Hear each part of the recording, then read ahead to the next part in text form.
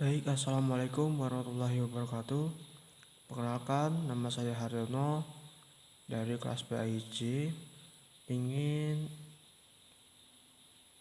mengumpulkan tugas PPT dengan mata kuliah TIK Pendidikan Agama Islam. Di sini saya mengambil tema yaitu Isra wal Mi'raj. Langsung saja, pengertian Isra wal Mi'raj adalah Isra dan Mi'raj terdiri dari dua kata, yaitu Isra dan Mi'raj. Isra berarti berangkatnya Rasulullah dari Masjidil Haram hingga ke Masjidil Aqsa. Sedangkan Mi'raj adalah keberangkatan Rasulullah SAW dari Masjidil Aqsa ke Sidratul Muntaha atau ke langit ketujuh.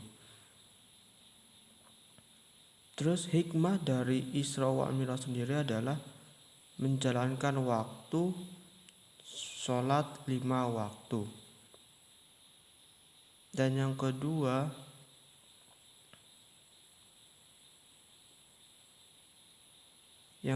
adalah membentukkan dan meningkatkan keimanan kita terhadap kekuasaan Allah Subhanahu wa taala yang Maha berkehendak.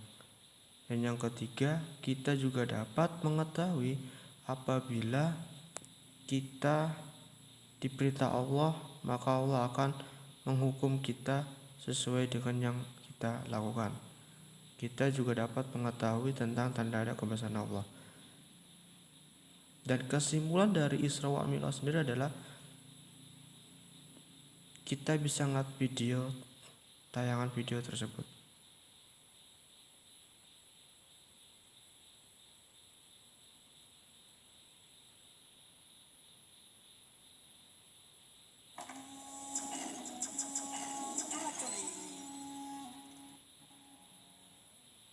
Isra Mi'raj adalah peristiwa luar biasa yang dialami oleh baginda Nabi Muhammad Sallallahu Alaihi Wasallam pada malam 27 Rajab.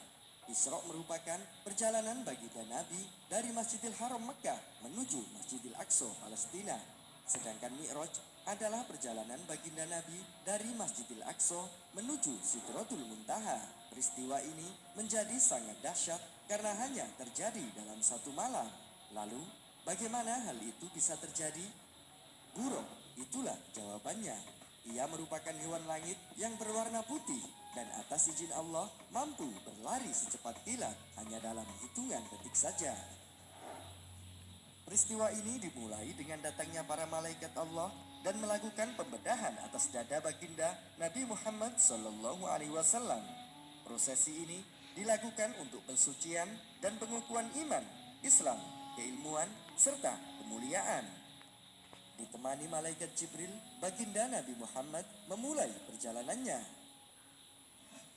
Sesampainya di Masjidil Aqsa, baginda Nabi melakukan sholat dan secara ruhaniah bertemu dengan para nabi dan rasul pendahulunya.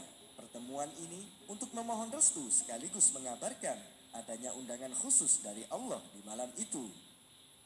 Undangan itu pun dipenuhi oleh baginda Nabi Muhammad Sallallahu Alaihi Wasallam dengan melanjutkan perjalanan dari Masjidil Aqsa menuju langit alam semesta. Banyak peristiwa yang baginda Nabi saksikan dalam perjalanan itu, mulai dari siksa hingga anugerah para umatnya, termasuk perjumpaannya dengan para nabi dan rasul pendahulunya. Dan kini, sampailah baginda Nabi di Sidratul Muntaha, sebuah ujung dari alam semesta.